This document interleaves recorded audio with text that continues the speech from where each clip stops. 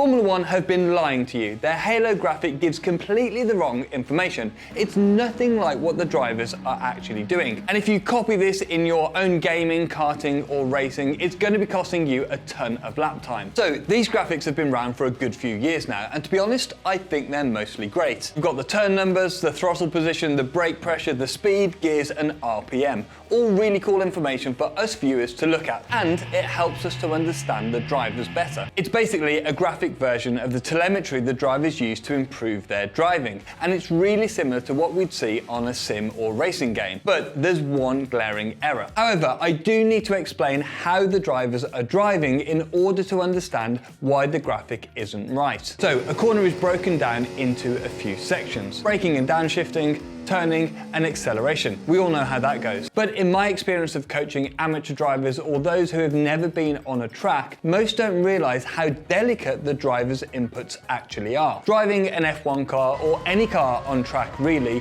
is an adrenaline-filled, high-energy experience. That's why I and everyone who's ever had the luck to do it absolutely love it. And I think that's why lots of people think to go fast you just need to push harder. Kind of like in Days of Thunder. Get the bit between your teeth, drop it down a gear and just go quicker. But as we know, it's not like that at all. So back to cornering quickly. Driving fast is a combination of attacking certain areas hard, but absolute delicacy in other areas. So the main area of high energy attacking is when you first get on the brakes. Drivers need massively high pressure on the brake pedal, which turns into massively high G-force on your body. From here on in though, there's actually much more finesse. In the braking zone, the speed decreases quickly, and so does the downforce, and our initial pressure on the brakes just becomes too much, and we have to reduce brake pressure a little. And of course, all of this is done in a straight line, where all of the tyre's grip can be used for slowing the car, and none of the grip is needed for turning. But of course, we then come to a corner, and we need to steer into it. This is the most complex part of the corner. This is the part where Schumacher, Hamilton and Verstappen absolutely excel. I don't believe what I've seen.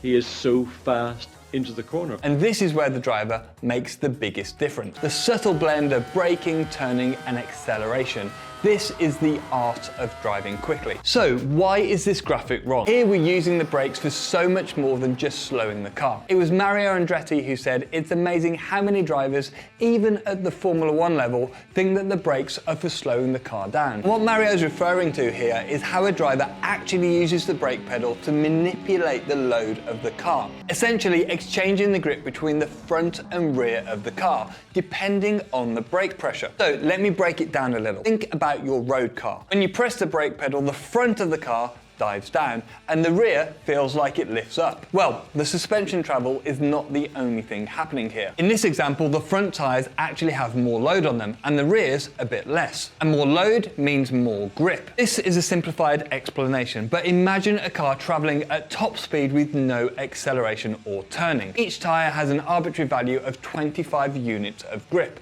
and so the car has a total of 100 units. Next up, we'll be getting on the brakes to slow the car to the correct speed for the corner. This diagram shows the car in dive with the front suspension compressed. Notice that the front tyres now have a grip level of 30 each, but the rears only have 15. And so if we turned into the corner like this, the rear would slide quickly and severely. We'd have oversteer and we'd be limited from going faster by the rear of the car. That means we wouldn't be able to go through the corner at the optimum speed. And this is what a lot of beginner drivers do. They turn in with way too much braking, causing the rear of the car to slide. And so what we actually need to do is to bleed off the brakes gently, to allow the front of the car to rise up somewhat and shift more of that load and grip away from the front and to the rear once again. And this gives the car more balance, and so we can then go through the corner more quickly. But the biggest mistake sim and track day drivers make is actually jumping off the brakes really quickly, rather than very gently releasing the pressure. And this is an interesting issue that I see all the time. Drivers treating the brake pedal like a binary switch. And with that, the car becomes incredibly difficult to drive. When you jump off the brakes, the front suspension releases all of a sudden,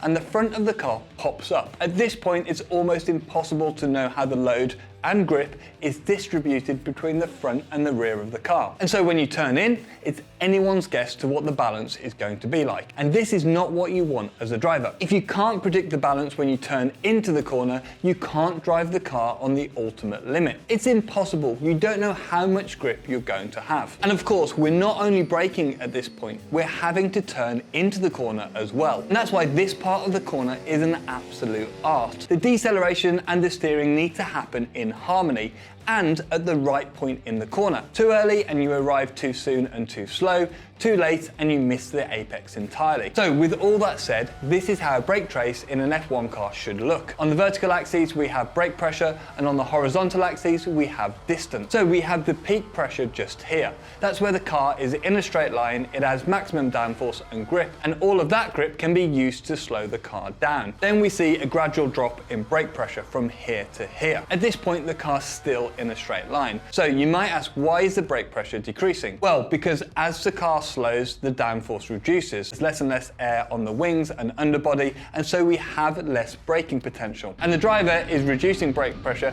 to match the reduction in grip. Then around this area, we have a big decrease in brake pressure, but we still have some. This is as the car enters the corner. Deceleration and so brake pressure needs to decrease, because now we're using some of the tyre's grip for turning as well as braking. Remember, the tyre's grip is finite. It's impossible to brake at 100% and turn at anything above 0.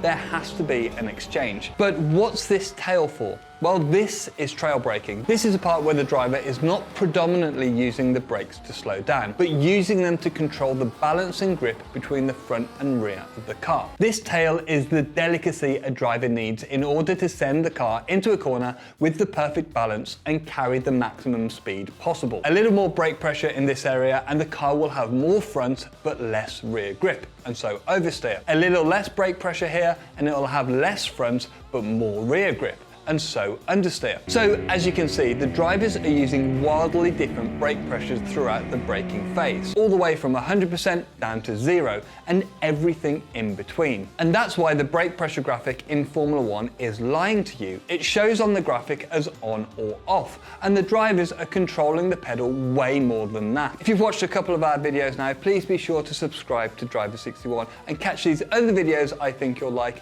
just here. Cheers, and I'll see you next time.